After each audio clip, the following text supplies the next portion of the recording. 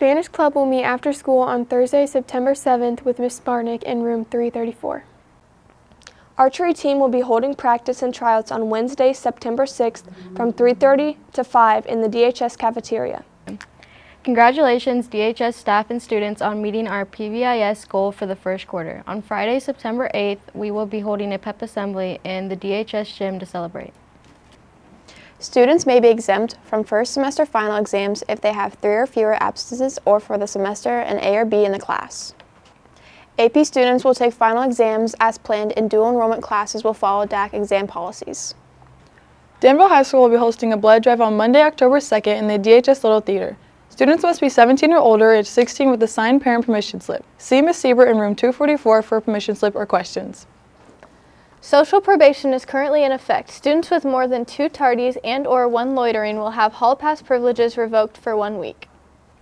Students can earn privileges back by serving a 60-minute after-school detention on Monday, Tuesday, or Thursday. Schedule with Ms. Perez by emailing her at pereze@danville118.org. The DAC College Fair this year will be held on Thursday, September 16th. There will be over 60 four-year colleges and universities, trade schools, and military services for seniors to visit.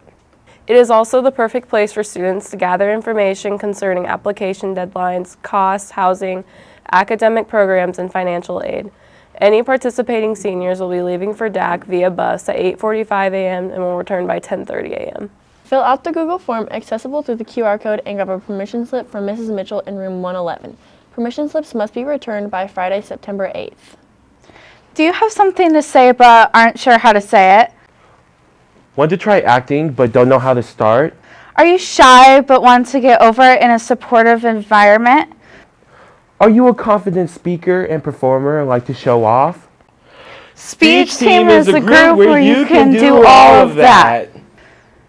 The Viking speech team will be having auditions on Monday, September 11th after school in Mr. Cordes' room 230. Please sign up on the sign-up sheet outside Mr. Cordes' door or just show up. No experience necessary and no need to prepare anything. There will be pieces available for you to read that fits your interests. Speech team is a great activity to find your voice and tell your story in an encouraging environment. Scan the QR code for more information about the team or see Mr. Cordes in room 230 or Miss Uhas in room 122. After-school tutoring is now available every Monday, Tuesday, and Thursday from 3:15 to 4:15 p.m. Sign up in room 116. Cast your vote for Homecoming Spirit Week themed dress days. Use the QR code on the screen to select your top 3. Danville High School will be hosting the homecoming dance on Saturday, September 30th from 7:30 to 10:30 p.m. in the DHS Fieldhouse. Students who plan to take a date from a different school must complete a date request form. Date request forms must be completed and returned by Wednesday, September 27th to Ms. Lockhart in room 113. Date request forms must be approved and presented at the time of the ticket purchase. The last day to purchase tickets will be Thursday, September 28th. Students who are in need of a physical or vaccination may call the Southern Illinois Healthcare Foundation Clinic, located here in the basement of Danville High School, for an appointment. Their telephone number is 217-920-0168.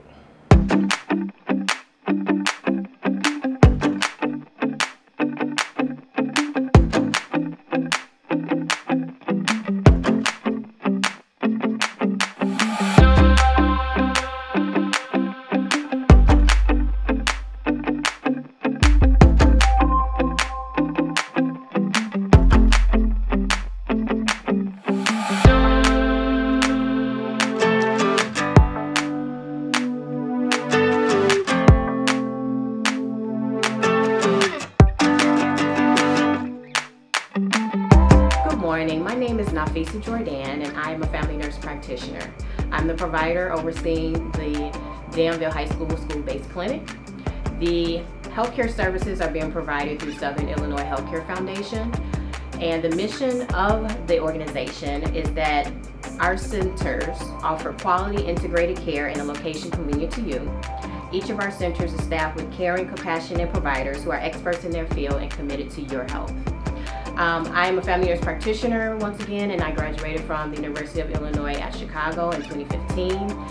My first position was working in primary care with one of the largest federally qualified healthcare centers in Illinois called Access Community Health Network, and now I'm working for Southern Illinois Healthcare Foundation.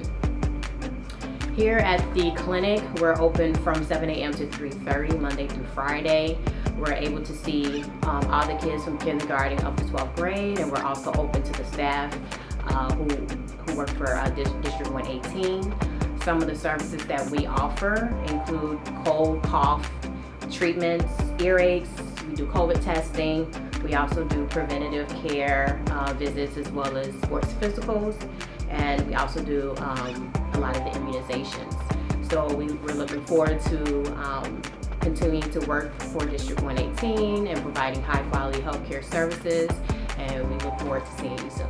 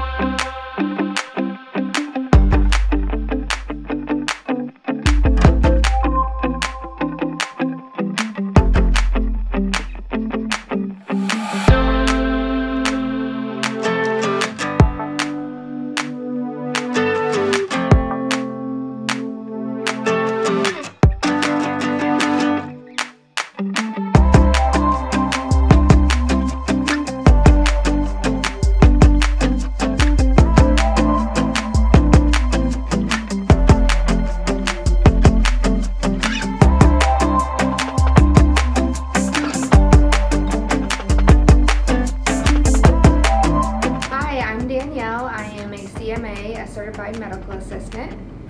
Hi, I'm Teray, and I'm a registered medical assistant. We are the first faces you see when you come into the clinic, and we are responsible for scheduling appointments, checking you in for your appointments, taking your vitals, giving you injections, and doing anything that the provider might need. If you are needing to see us, we are available here throughout the school day. We do ask that you have a consent on file that just gives permission for you to be seen down here. If you don't have a consent on file, that's fine. We can call and contact parent to make sure it's okay for you to be seen down here. If for whatever reason you're feeling ill, you have something that you need to be seen for, you just ask your teacher for a pass and they can send you down to us. And if you need to contact us after school hours or before school hours for an appointment, you can contact us at 217-920-0168.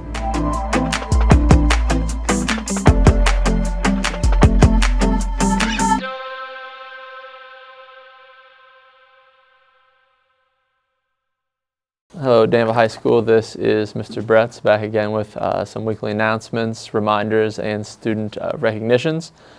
First off, again, I want to continue to compliment all of you. I just continue to see a lot of kindness, patience, flexibility with one another, particularly at arrival and during the lunchtime. I know those are settings where it's crowded. It's easy to get frustrated, and I continue to see all of you handle yourself with grace and give one another grace and patience as well. So I wanted to recognize that and continue to encourage you to maintain that mindset as you come into the building and as you go into your classrooms and as you're in spaces where there's a lot of you in one area. We need to be able to continue to give each other patience and grace as we navigate the building on a day-to-day basis. A couple things. Arrival to school, I'm noticing that we're starting to get a backup about 5 minutes before the tardy bell rings. Now, you wouldn't show up to an airplane flight 30 minutes before and expect to make your flight on time.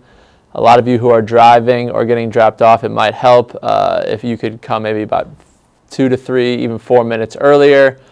There's a bit of a lull between about 8:15 and 8:25 where there's hardly anybody coming into the building. I realize that you might want that extra 10 minutes to sleep in, but it's going to help us and everyone else greatly to get to class on time if we can start coming a little bit earlier so we don't have that last minute backup between 8:25 and 8:30. I know that social probation has been on the announcements. I just want to remind everyone social probation is 158 students this week, and I would guess we possibly missed some students.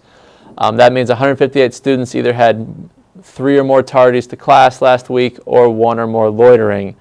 We need to work on this. We need to improve upon this. And I want to remind you, if you're on social probation this week, which notifications were sent out to parents. That's your 1 week to be on social probation for the homecoming criteria. Remember, homecoming criteria started today. No more than 1 week on social probation, no more than 1 day in reflection, and no more than 1 out-of-school suspension, or you're not going to be able to go to the dance. So you really need to be staying on top of things when it comes to being on time and your tardies and your loitering. Also, phones. I want to talk about phones a little bit. Of course, I feel like we've given consideration in several areas this year to give you some of the freedoms and things that most of you do use responsibly. I do want to address phones in the classrooms, though. It is at the teacher's discretion. I'm hearing situations of students being on Facebook Live in class, students taking phone calls and kind of acting annoyed or not really acknowledging the teacher when they're asked to put those things away. I want to reiterate that is, especially a disruptive use of your phone in class, is not acceptable. I will be asking teachers to have students removed if people feel that they need to be on live calls, Facebook Live, Snapchat calls, taking phone calls in class.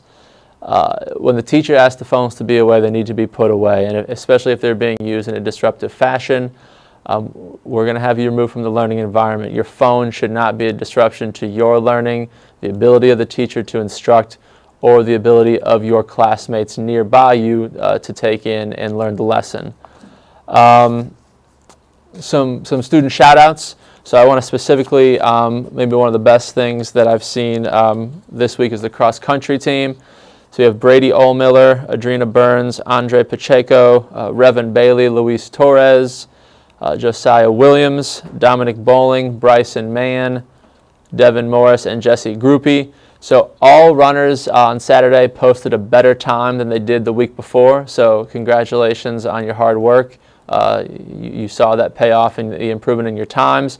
And then also we had personal bests from Adrena Burns, Devin Morris, Dominic Bowling, and Luis Torres last weekend. So congratulations to them.